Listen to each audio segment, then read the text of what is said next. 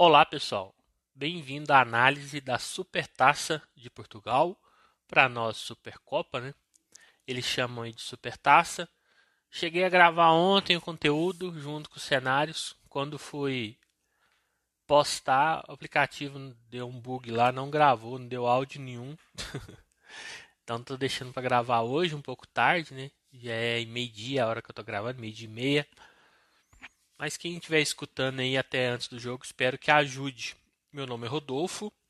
Antes de a gente iniciar, vamos falar aí das redes sociais do lado B, YouTube e Instagram, lado B do Trade Esportivo. Também tem o Twitter, lado B do Trader. Então quem puder seguir a gente lá, dá essa moral, que a gente fica bem grato. Ontem eu até avisei que durante os cenários que ia fazer um conteúdo da parte da final, né, da Supertaça, um jogo único entre Benfica e Porto. É, Queria ter soltado o conteúdo aí de manhã, mas como falei, deu um problema no aplicativo. Quando eu fui editei os cenários, quando eu fui editar esse conteúdo, estava sem áudio. E como já estava bem tarde, e hoje de manhã eu tive alguns compromissos, entre eles pegar um óculos novo, né, porque o meu quebrou, então eu não consegui gravar. Mas espero que chegue a tempo aí para a maioria.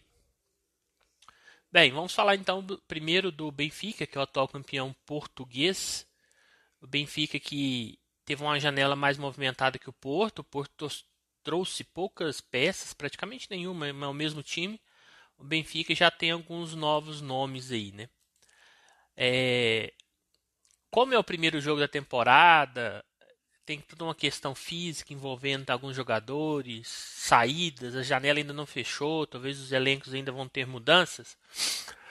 A gente não tem certeza ainda dos times que vão a campo. O Benfica, talvez a grande dúvida seja o 9, né?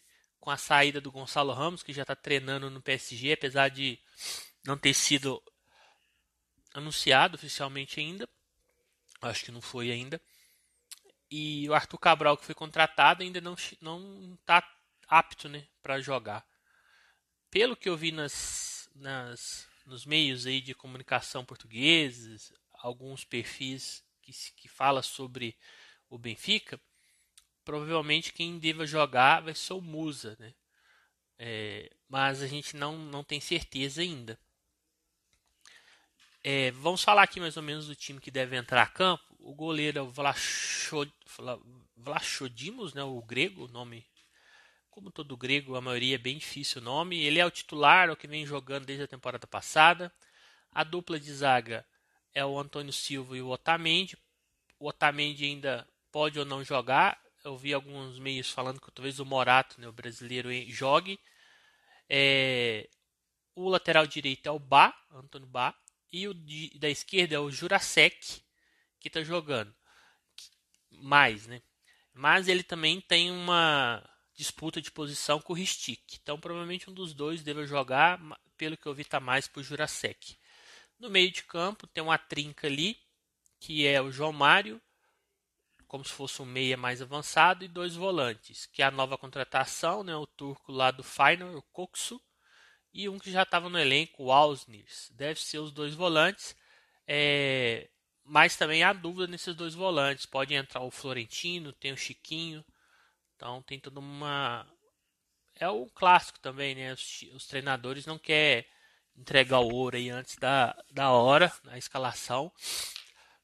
Pelos lados a gente tem o Di Maria, que voltou, né, gratuitamente para o Benfica, depois de estar no Juventus.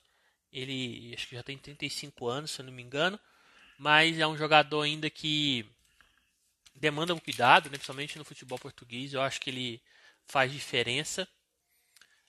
35, olhei aqui agora, né, para confirmar. Do outro lado a gente vai ter o Rafa Silva, provavelmente, e na frente é a dúvida, né, também.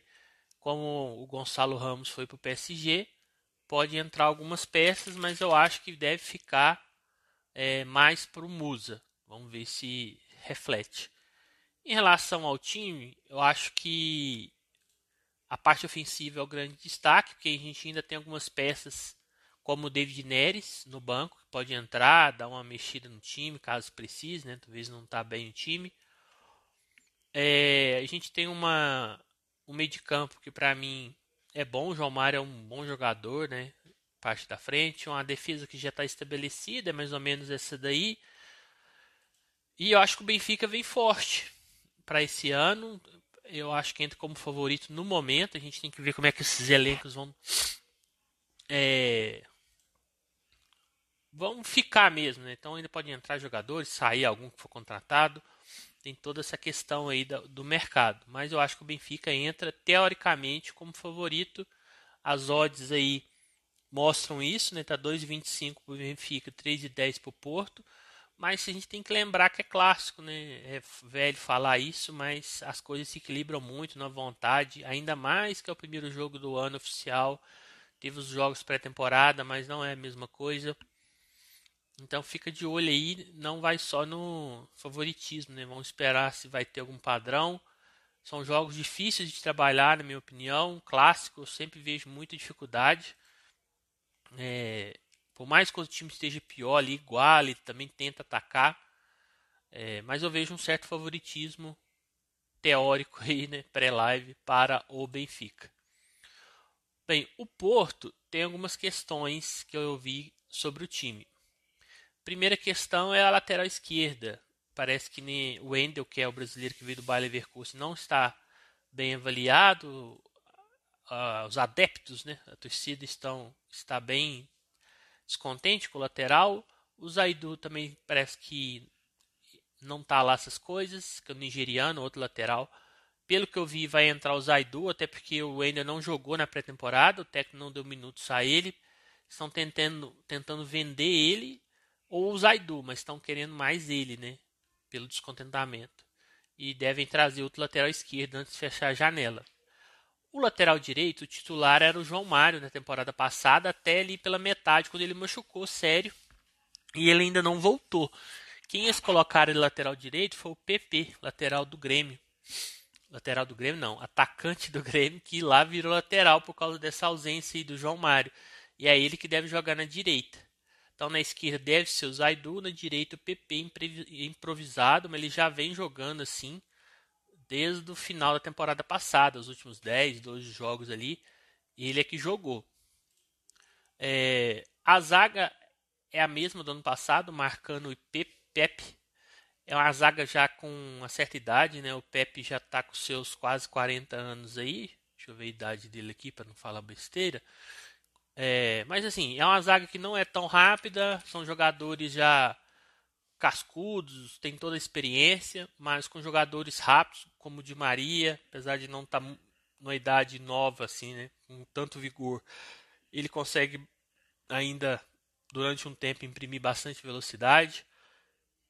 Eu acho que pode sofrer nessa questão, né? Não tem como jogar com essa linha de zaga muito com linhas muito altas. O Pepe tem 40, na verdade, e o Marcano 36.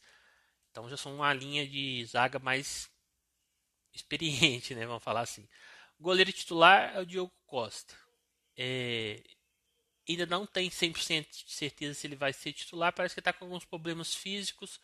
Se ele não jogar, entra o reserva, né? O Samuel. É, no meio de campo, a linha de meio de campo ali, né? Contando os volantes e os alas ali no meio, era o. Tinha o Uribe, que foi pro Al-Sadd. Então ele saiu e os outros três se manteve, que é o Galeno, o Steve Eustáquio, que é o Galeno brasileiro, o Steve Eustáquio canadense, e o Otávio brasileiro aí, naturalizado português. Não lembro se o Galeno já naturalizou. Esse quarto homem, que era o Uribe, tá para ser o Gruic, né? A gente não também, como eu falei, como a gente está tirando mais informações de pré-temporada, de redes sociais, de notícias, não há essa 100% de certeza, mas imagino que ele seja o favorito aí, o Sérvio Gruic. Na frente era o Taremi e o Tony Martinez. Vinha jogando, né? Era assim, o que se vinha jogando mais no final da temporada passada, porque o Evanilson machucou. Imagino que deve entrar os dois, mas eu vi algumas notícias falando que o Taremi vai jogar, mas quem vai fazer companhia para ele é o inglês Dani Namazo. e ele falou que ele queria jogar. Então tem essa questão aí, essa dúvida de quem vai ser o companheiro do Taremi, que está especulado na Inter e no Tottenham. Somente se o Tottenham vender o Harry Kane para o Bayern de Munique, parece que vai vender, porque eles vão aumentar a proposta para 110 milhões, mais bônus. E eu imagino que o Taremi e a Inter ou o Tottenham deva levar ele. Né? A Inter que perdeu o Lukaku, parece que também achou ruim, de ele não querer ficar, de tentar ir para a Juventus. Então o Taremi deve ir embora e o Porto deve trazer outro aí para o lugar dele futuramente. Além desses, né, que provavelmente estarão no time titular, algumas opções aí que costumam entrar mais. A gente tem o Veron, ex-Palmeiras, né, Gabriel Veron. Tem o Evanilson, mas que estava machucado, a gente não sabe como é que se ele vai estar no banco. E contrataram o artilheiro do Gil Vicente, né, um time médio para pequeno em Portugal, Fran Navarro, que eu acho que pode entrar durante a partida aí. Bem, o que, na minha opinião, pesa a favor do Porto? É a experiência, o conjunto do elenco, né? A experiência, assim, é mais o conjunto. O elenco já joga junto há um tempo, não está mudando tanto da temporada passada. Já se conhecem, já tem entrosamento, mas eu acho que falta, né, algumas contratações. Esse lateral direito não ser de ofício, né, o PP é um ponta, então acho que isso pesa. A lateral esquerda não tem nenhuma unanimidade, eles estão querendo um novo jogador. Então, as laterais para mim é um ponto fraco. A zaga para mim é muito lenta pela idade, né? Um de 36 e um de 40. Então, com isso, se eles jogam muito com linhas muito altas, pode correr o risco. O ponto forte para mim é o meio de campo, né? O meio de campo que já vem há muito tempo. O Otávio joga muito bem, o Galeno também, são os dois que jogam mais aberto. E na frente o Taremi é um matador, né? Chegou nele, ele faz gols, ele tem um aproveitamento muito bom no Porto. E o companheiro dele é a dúvida. A gente ainda não sabe 100% quem que vai jogar com ele. Igual eu falei, imagino um Benfica levemente superior, mas no clássico as coisas chegam muito próximas. Muitas vezes eu gosto de assistir os jogos, claro, e fazer e trade e tudo, mas eu sinto mais dificuldade em trabalhar clássicos. Isso pessoalmente. Talvez tem pessoas que sentem mais facilidade, gostam desse tipo de jogo. Eu sinto um pouco mais de dificuldade, né? Em relação ao que eu vou procurar no jogo pré-live, né, imaginando algum cenário, eu acho que o jogo pode nos apresentar, até por essa zaga, né, do Porto, um time talvez esperando mais para sair nos erros e nos espaços que o Benfica for cedendo, principalmente no começo. Então, imagino talvez algum momento ali ficar a favor do Benfica, se der esse padrão, e depois trabalhar de acordo com a necessidade de marcar, conforme eu já falado algumas vezes, né? Eu gosto desse cenário. Lembrando que sempre há necessidade de marcar durante um jogo, né? O time não entra para ficar sem marcar, mas no caso de um jogo único como esse, quando o time estiver atrás do placar, ele vai ter que se expor. Não tem ida e volta, não tem mais jogos, é um jogo só. Ok que não é um título super importante, mas pela rivalidade há todo um clima diferente. Se fosse Porto e Braga, Benfica e Braga, né, ou outros times envolvidos, talvez não teria tanta importância, mas é um clássico, é o maior clássico do país, então tem toda a importância de ganhar esse jogo. E, então, se houver necessidade de marcar aí, principalmente no segundo tempo, eu vou procurar trabalhar um limite, uma moedinha de alavancagem no empate, dependendo como é que estiver o jogo. Esses são os cenários. Você não imagina o Porto dando padrão? Eu acho que durante o jogo, algum momento, o Porto vai ser melhor também. É difícil imaginar um time. Hoje não existe times de 45 minutos. Até o City da vida, algum momento ou outro, ele pode também levar uma pressão, né, com jogos maiores. É difícil você imaginar um time que domine 45 minutos ali, talvez até 40 minutos, né, é difícil. Você tem que saber sofrer hoje em dia também, né? É a frase que o pessoal fala muito. Então o Porto, eu acho que em algum momento ele vai ter seu momento também de superioridade, mas estou mais tendencioso na análise pré-live aí a esperar o momento de superioridade do Benfica. Claro que se chegar lá o Porto amassar pelo conjunto, por já ter um entrosamento maior, por entrar melhor no jogo, a gente tem que se adaptar, não pode ficar esperando só Benfica e talvez nunca venha esse padrão.